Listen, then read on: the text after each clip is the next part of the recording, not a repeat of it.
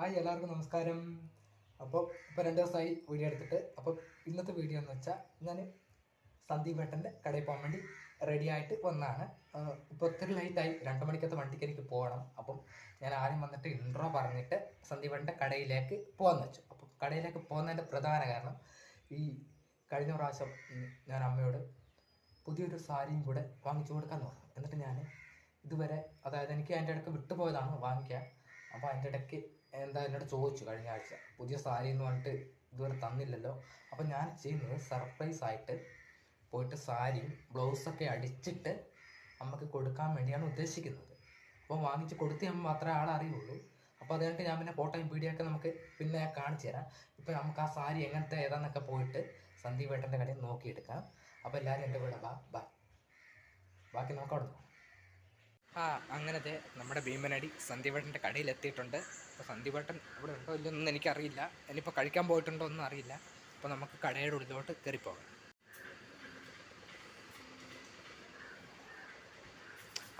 ആളവിടെ ഉണ്ട് കേട്ടോ. പ്രതീക്ഷിച്ചില്ല അല്ലേ? കുറെ ആയി വരാൻ പറ്റുന്നില്ല.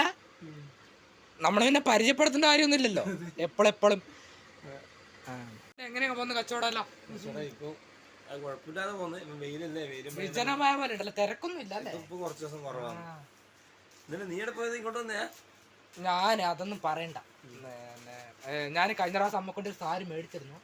പക്ഷെ അതെന്റെ വേറെ അവർക്ക് ഞാൻ കൊടുത്തു, ഗിഫ്റ്റ് കൊടുത്തു. അത് അമ്മക്കറിയില്ല. എന്നിട്ട് ഈ കഴിഞ്ഞ ആഴ്ച ഞാൻ ഇങ്ങനെ വീട്ടിലായിരിക്കും വേണ്ടി ചോദിക്കുന്നത്, അപ്പൊ നീ സാരി വാങ്ങിച്ചൊന്നും കാണുന്നില്ലെന്നു പറഞ്ഞു.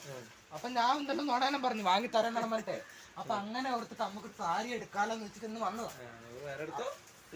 അപ്പം എനിക്ക് എന്താ വെച്ചാ ഇനിയിപ്പോ നമുക്ക് സാരി നോക്കാം, എന്തായാലും നോക്കിട്ട് നമുക്ക് എടുക്കാം. സന്ദീപ് ഏട്ടാ, എല്ലായിടത്തും നിരത്തി വെച്ചല്ലേ?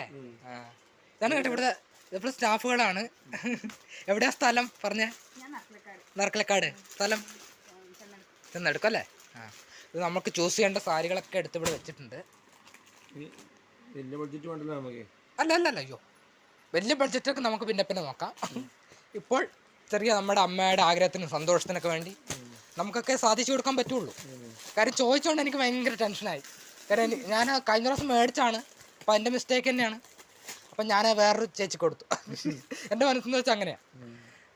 അപ്പം അമ്മ ഇത്രയും പേൻ ചോദിക്കുന്നു ഞാൻ വിചാരിച്ചിട്ടില്ല. അപ്പം ഇതിലിപ്പോൾ ഞാൻ ചൂസ് ചെയ്ത് എടുക്കണം അല്ലേ?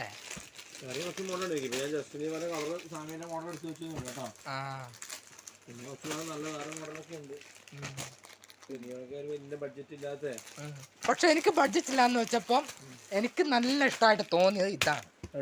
ഞാൻ ഇതാണ് ചൂസ് ചെയ്യുന്നത്. അല്ല, നിങ്ങളും കൂടെ അഭിപ്രായം പറയണം. ഇങ്ങനത്തെയൊക്കെയാണ് ചേരുന്നത് അമ്മയ്ക്ക്. എനിക്കൊറ്റ കണ്ടാൽ മതി, അപ്പൊ എനിക്കറിയാം ഏതാ ശരിയെന്നൊക്കെ. അതിങ്ങനെയുള്ള വേണം. ഇതെങ്ങനെയാണെന്നറിയാം ഞാൻ പ്ലാൻ ചെയ്തിരിക്കുന്നത്. ബ്ലൗസ് കൂടെ അടിക്കുക, കൊണ്ട് സർപ്രൈസ് ആയിട്ട് കൊടുക്കുക. മനസ്സിലായോ? ഞാൻ അതേ രീതിയിലേക്കാണ് വന്നത്. ഇനിയിപ്പോ എന്റെ അനിയത്തിയൊക്കെ വീഡിയോ കാണുന്നുണ്ട്, അവര് പറഞ്ഞു കൊടുക്കുമെന്നറിയില്ല. എനിക്കിതാണ്, എനിക്ക് കണ്ടപ്പോ ഇഷ്ടപ്പെട്ടു. എനിക്കിത് സത്യം പറഞ്ഞാൽ എനിക്ക് കഴിക്കാൻ പറ്റില്ല. ഇനി വേണം കഴിച്ചിട്ട് വേണം പോകാൻ വേണ്ടിയിട്ട്. കാര്യം എനിക്ക് രാവിലെ അവിടെ വേറെ ഒരു നമ്മുടെ അവിടെ ഒരു അംഗൻവാടിയിലെ ഒരു ഇതുണ്ടായിരുന്നേ.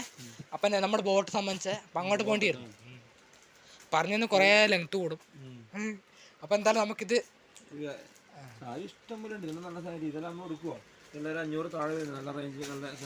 അല്ല, നമ്മൾ കളറും കൂടെ നോക്കിയാൽ ചൂസ് ചെയ്യുന്നത്. ചിലപ്പോൾ ഇത് നമുക്ക് ഇഷ്ടപ്പെടുന്നില്ല. ഇങ്ങനത്തെ ഒക്കെ ഉണ്ട് വീട്ടില്. അപ്പം തന്നെ നമ്മളിത് കാണിച്ചുകൊണ്ട് ഇതാ കുറേ ലെങ്ത് കൂടും. അപ്പോൾ ഞാൻ ഇതാണ് ചൂസ് ചെയ്യുന്നത്. അതിൻ്റെ ഇപ്പോഴാണ് ഫ്രണ്ട്. അപ്പോൾ ഇവരോടും കൂടെ ഞാൻ അഭിപ്രായം ചോദിച്ചിരുന്നു. അപ്പം ഞാൻ ഇതാണ് ചൂസ് ചെയ്തത്. അപ്പൊ സന്ദീപായിട്ട് അങ്ങനെ അതിന്റെ അമ്മക്കാണ് ഒതുങ്ങിയതും, അതിനെന്താണോ ഹൈറ്റും ഇല്ല തടിയും ഇല്ല, അങ്ങനത്തെ ഒരു ഇതല്ല. അപ്പൊ ഇങ്ങനത്തെ ആകുമ്പോൾ നല്ലോണം ചേരും. പിന്നെ സന്ദീപിനോട് ഒരു കാര്യം എനിക്ക് ചോദിക്കാനുള്ളത്, നമ്മളിപ്പോ പലതവണയായിട്ട് ഇവിടെ വീഡിയോ എടുത്തല്ലോ. അപ്പൊ ഒത്തിരി പേര് എൻ്റെ അടുത്ത് ചോദിച്ചു, ഇത് കാസർഗോഡ് ജില്ലയിൽ എവിടെയാണ് സ്ഥലം, എങ്ങനെയാണെന്നൊക്കെ ചോദിച്ചു. അപ്പൊ സന്ദീപ് തന്നെ പറയട്ടെ. ഇത് നമ്മളെ കാസർഗോഡ് ജില്ലയിൽ ഭീമനടി എന്ന് പറഞ്ഞ സ്ഥലമായത്. ചെറുപുഴക്ക് അടുത്ത ഭീമനടി, വെള്ളരിക്കുണ്ടിന്റെ അടുത്ത് ഭീമനടി എന്ന് പറഞ്ഞ സ്ഥലത്ത്. ഭീമനടി ബസ് സ്റ്റാൻഡിന്റെ നേരെ ഓപ്പോസിറ്റ്. പക്ഷെ ഇവിടെ നമുക്കെന്ന് വെച്ചാൽ ചെറിയൊരു ടൗൺ ആണ്, ടൗൺ പോലെ ഒന്നും അല്ല. അപ്പൊ അങ്ങനെ ഇത് 2ാം നിലയിലാണ് വരുന്നത് അല്ലേ? ഒലിവ് കളക്ഷൻ എന്നാണ് പേര് തുണിക്കടയുടെ. ഇപ്പം സന്ധ്യവട്ടനപ്പം ചെറുപുഴ ഇടാനും കൂടെ പ്ലാൻ ഇടുന്നതൊക്കെയാണ് പറഞ്ഞത്. ചെറുപുഴ നമ്മുടെ. അപ്പൊ ഇവിടെ ആയിരുന്നാണ് ആധികാരിക്ക് അറിയാത്തത്. ചെറുപുഴ ഡയറക്റ്റ് ഇങ്ങോട്ട് വണ്ടിയുണ്ട്. ഭീമനടി ബസ് സ്റ്റാൻഡിന്റെ ഉള്ളിൽ തന്നെ നമ്മുടെ ഷോപ്പ്. നമ്മൾ ഒത്തിരി പരിചയപ്പെടുത്തണമായിരുന്നില്ല. ആള് ആദ്യം ജ്വല്ലറി ജീവനക്കാരായിരുന്നു. ഇപ്പൊ അല്ല, ഇപ്പാണ് ഈ ഒരു സംരംഭമൊക്കെ ആരംഭിച്ച് തുണിക്കടയിലൊക്കെ വന്നത്. അപ്പൊ എന്തായാലും ഒത്തിരി ഇപ്പൊ ലെങ്ത് ഒത്തിരി ആയിട്ടുണ്ട്. പിന്നെ ഞാൻ ഇങ്ങനെ ലെങ്ത് കൂടുന്ന കാര്യം പറയുമ്പോൾ 1 മണിക്കൂർ ആരും കുഴപ്പമില്ല, രവിചേട്ടൻ ഇടുന്നാണ് എന്നോട് കാര്യം പറയുന്നത്. പക്ഷെ എനിക്കെന്താ പോലെ എനിക്കിങ്ങനെ വെറുപ്പാവുന്നൊക്കെ ഉള്ളൊരിതുണ്ട്. അപ്പൊ എന്തായാലും ഇന്നത്തെ ഒരു വീഡിയോ ഇത്രേ ഉള്ളൂ. അപ്പൊ എല്ലാവർക്കും ബായ് പറയാണ്.